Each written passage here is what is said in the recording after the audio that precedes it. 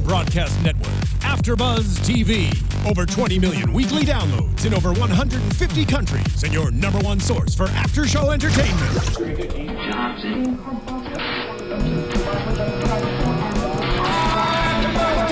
AFTERBUZZ TV, the destination for TV superfans. Producing aftershows for over 300 of your favorite TV shows. Interviewing celebrities and showrunners. And bringing you behind-the-scenes exclusives. All thanks to E! Entertainment's Maria Menounos, producer Kevin Undergaro, and internet leader Akamai.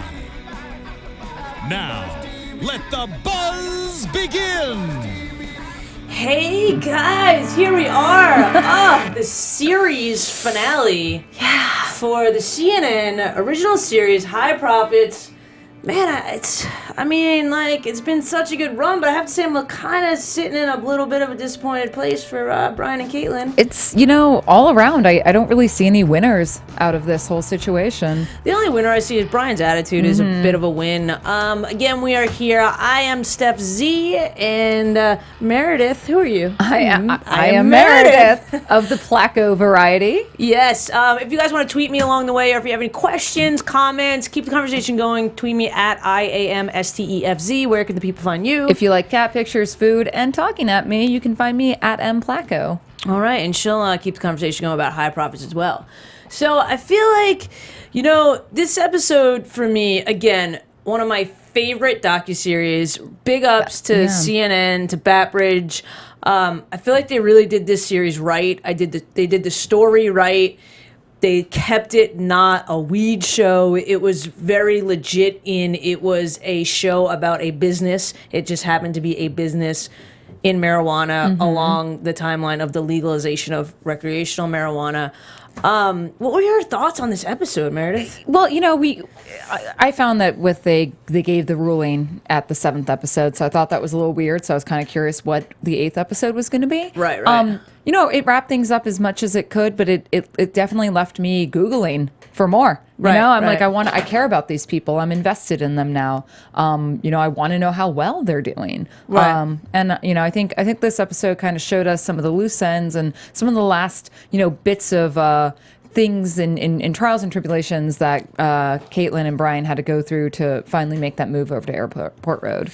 Right, I agree with you. I feel like, we do get somewhat of a bow. I'm just not sure that I love the present that was right. But again, what could they do? This is, when you're doing something like this, I feel like you can't, when you're making this, you can't know what the outcome's going to be. So therefore, it's not like it was a written ending. So this is kind of just what happened. And I think they did the best with what they had, right. Right. And we start the episode. It's December 10th, the day after the vote. Clearly, they lost the vote. We have Elizabeth Lawrence, who has come around to be, the sweetheart of the show, if you will. She's giving them some presents. She's making them feel better. She wants to let them know that she thinks they're people too. And I want to backtrack a little bit because the show opens with a voiceover from Elizabeth where she asks, are we insinuating the town controlled by money? The question of who really controls the town, she asks that. And I think that becomes a very important question later when the show wraps. I agree with you. And I feel like, because this is the finale, we can kind of just talk about everything at once, I guess. But I feel like that's exactly what it is. It's just like not any and all government, but most, money, but in the same sense, in this one, money didn't talk, image did, which is super, super sad because we do realize that the image, for me, Breck has been one of my favorite places to go riding. I think it's a great they keep saying ski town, but I always went there to snowboard. But now I definitely feel a little bit differently toward the town. Yeah. I feel like it's a little bit like, wow, this place that says we're so open, we're so this, we're so that. Now it's like, oh, you guys really aren't. You're more scared about this image, but the image now is going to be worse because there's going to be, illegal drugs. People are still going to deal drugs there. Yeah, right? Do you agree? What do you think? Yeah, no, I totally agree. I mean, they've even asked a couple people hey, would you, they skipping a little ahead of the show, they're talking, to one of the customers saying, hey, we're moving 2 miles down the road.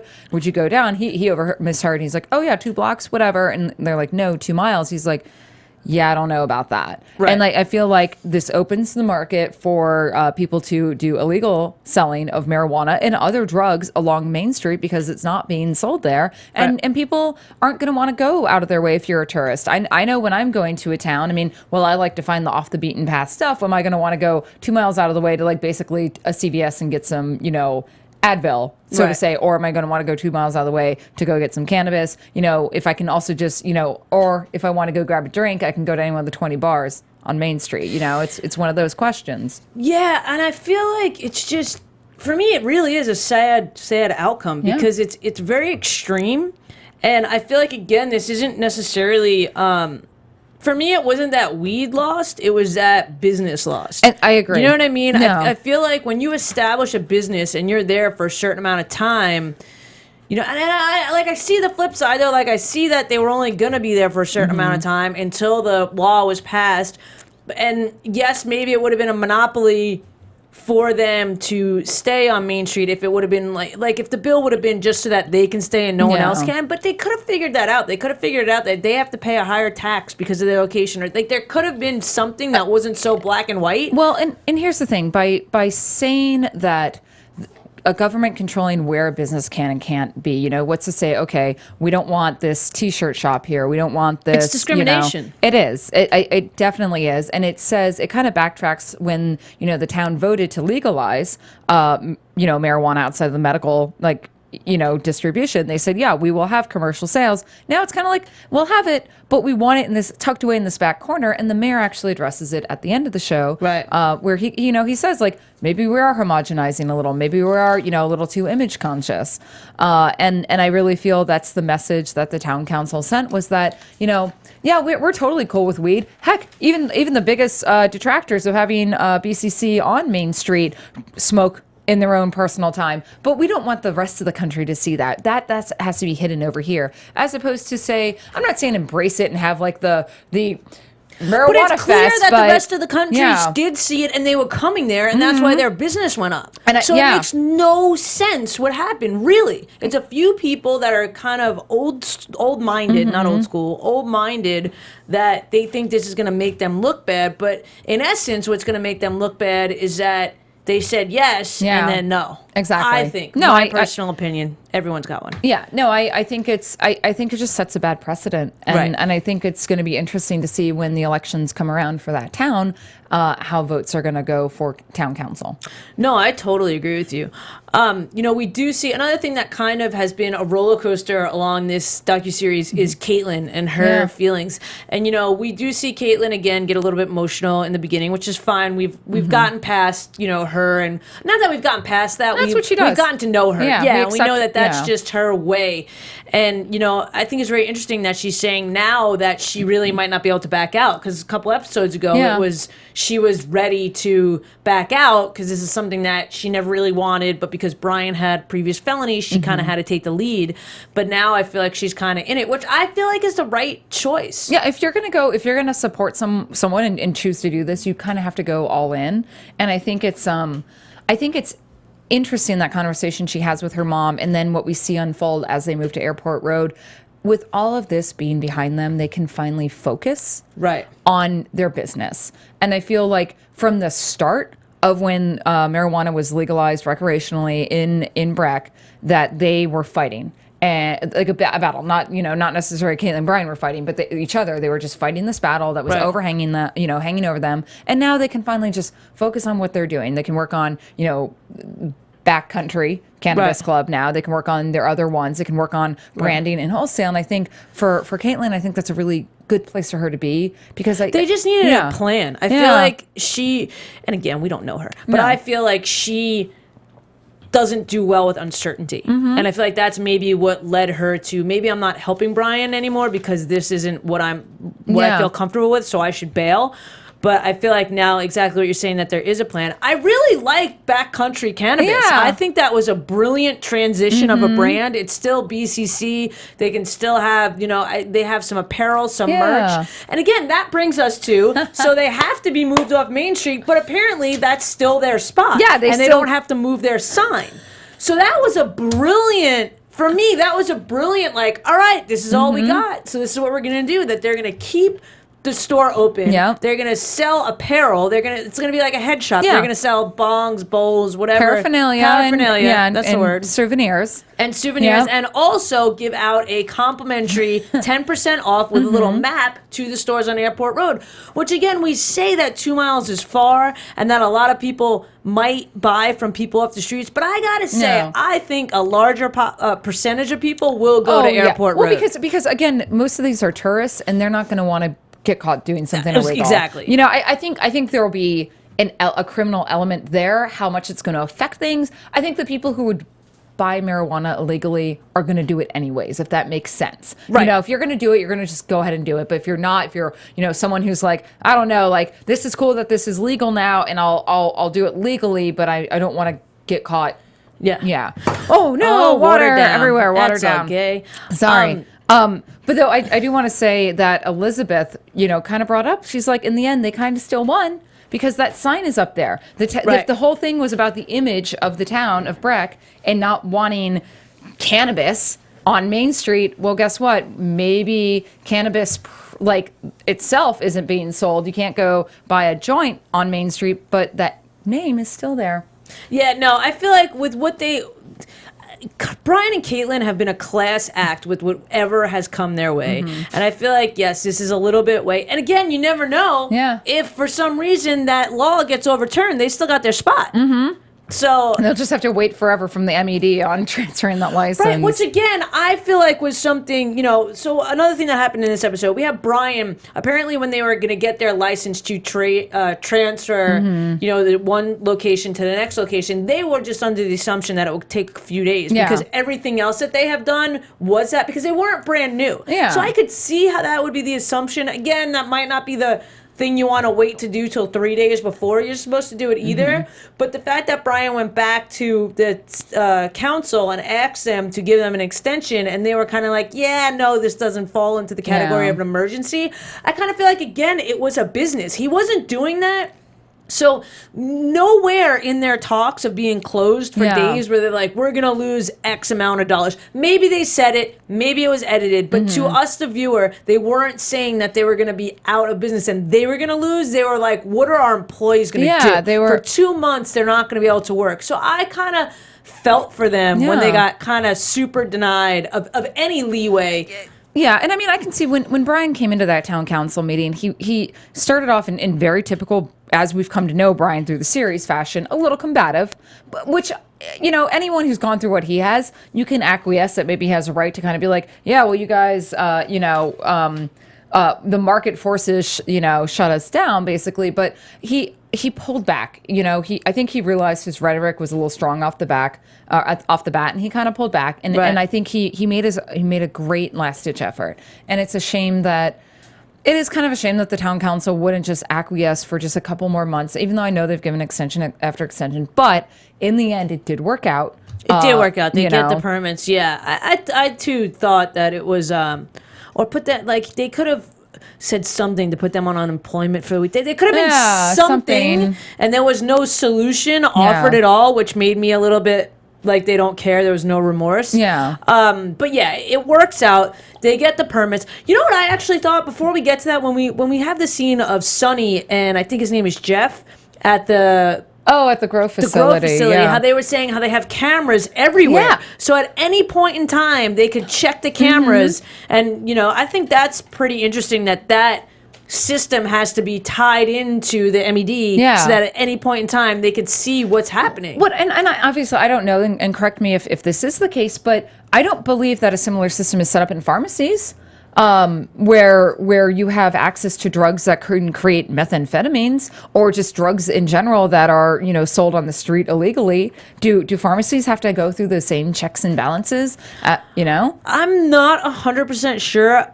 I'm sure they have to go through something, the extent of cameras. Yeah. I'm not sure if that's what it is, but it's interesting. It's a very interesting fact. But again, it's because I feel like it's because I don't mean you and I. Yeah, I mean, but we as a society, the people, as a society, we the people, we don't look at, when we go to CVS or when we go to Rite Aid to the pharmacy, we don't look at them as drug dealers, and people look at cannabis growers as drug dealers still. Like people probably think that Brian and Caitlin are just high profile drug dealers. But I look at, but when you take just the context of a drug, a pharmacy, that is a drug. I mean, I can go and get even something like Adderall, which is considered an amphetamine, and it's a class 2 drug from a prescription from the the pharmacy. You do have to, though. I went and bought, I was feeling sick and I was stuffed up, and I went and bought Sudafed for the plane. You have to show your license and stuff. Yeah. That's the first time that ever happened to me. I was like, what are you, why? That practice has actually been, I think it I don't know if it's a nationwide, or at least I know it varies by state, because in Georgia and Florida, for years, I've had to do that if I want to buy Sudafed, because it's one of the main ingredients that you can use to make meth. Yeah, that's what they told me. Because it was funny. I was asking the pharmacist, and you could tell she was like, I'm probably not supposed to say this, but I trust you, and you're just really curious, so I'm going to tell you. But anyway, I don't think that they have the same hoops to jump through as pharmacists, as Brian and Caitlin, and as these bud tenders growers do.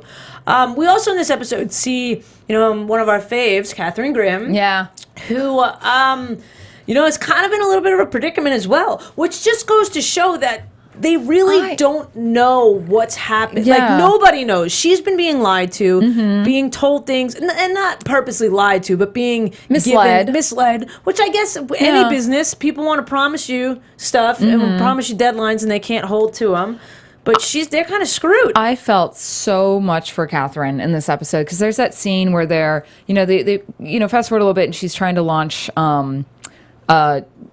Clever Gent. And she's kind of doing the soft launch party, and you can tell it's the first time we really see her own realization and almost maybe her disappointment, because she just seemed almost sad.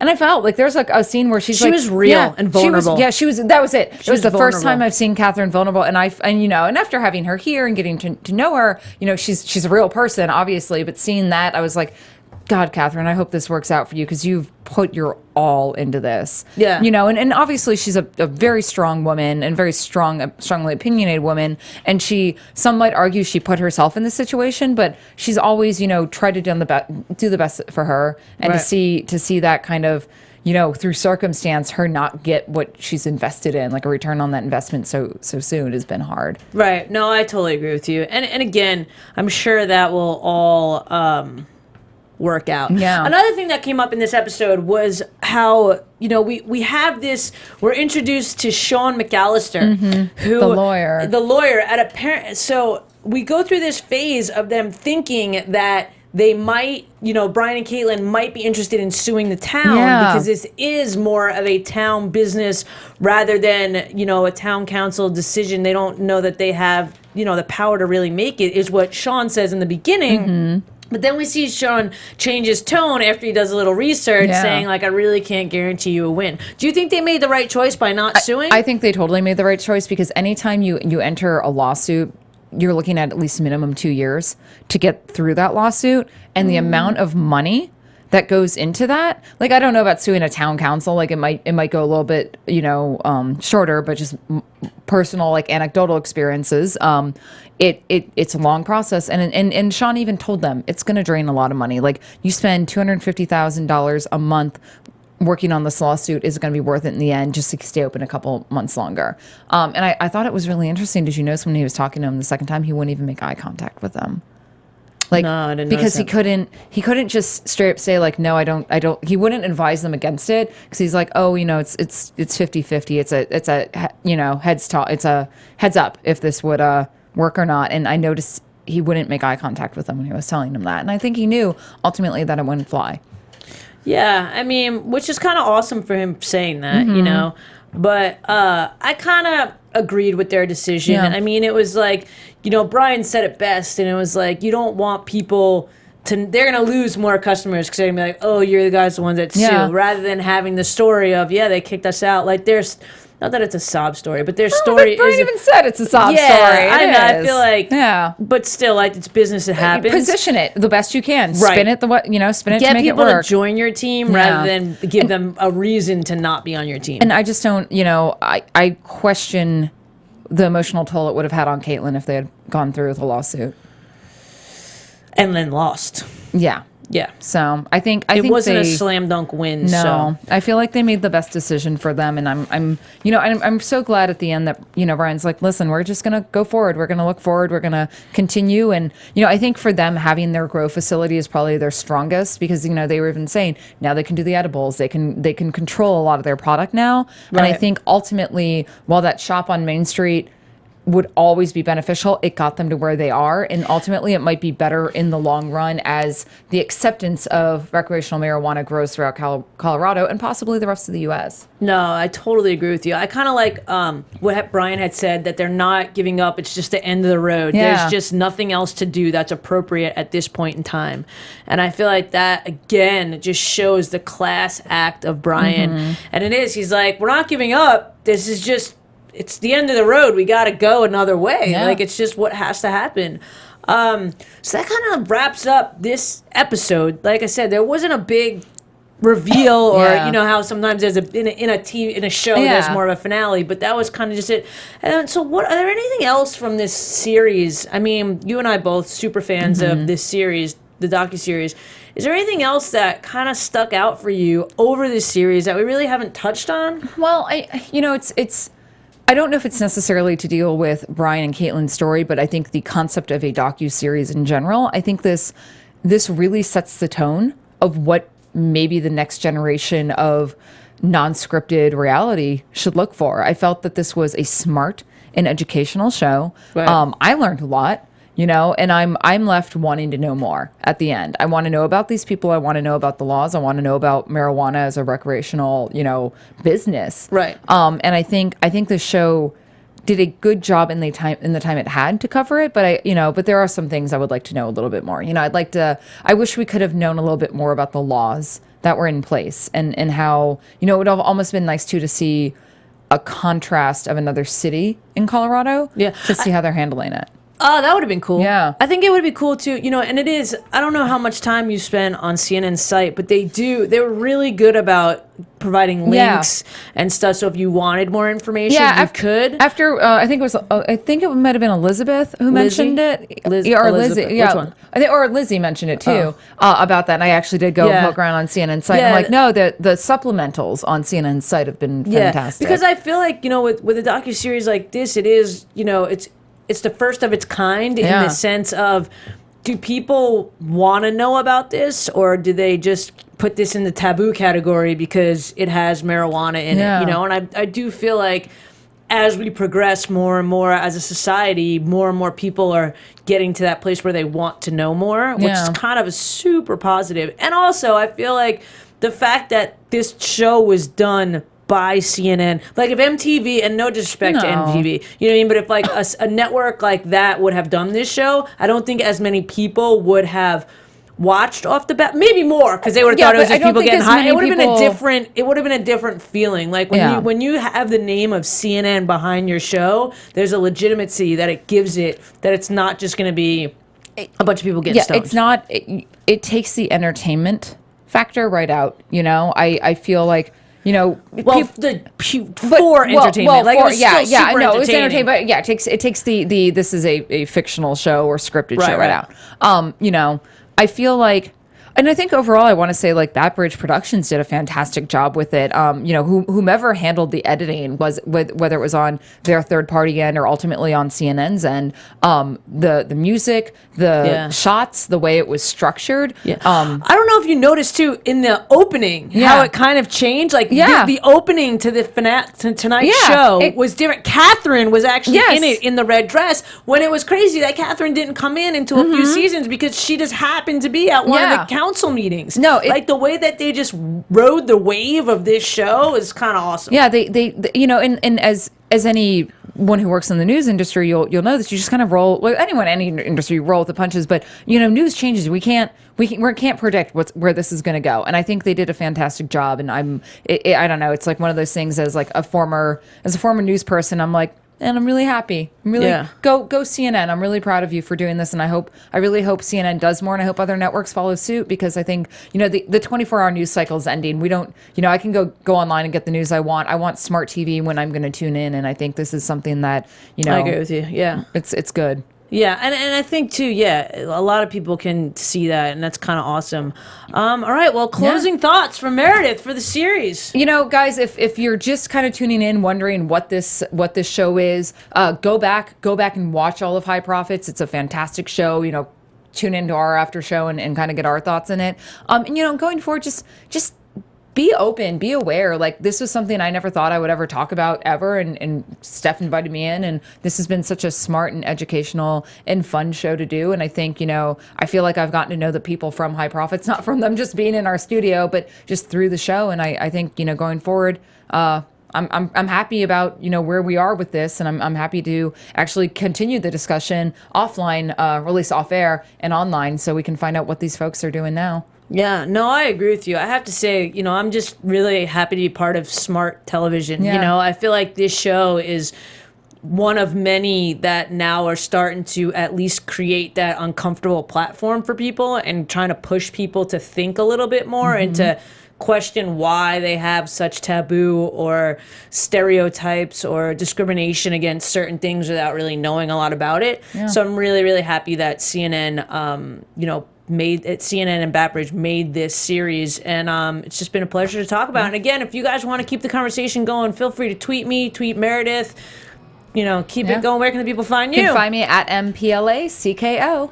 And you guys can tweet me and find me across all the social media platforms at IAMSTEFZ. Thank you, CNN. Thank you, Backbridge Productions. It's been a really fun time.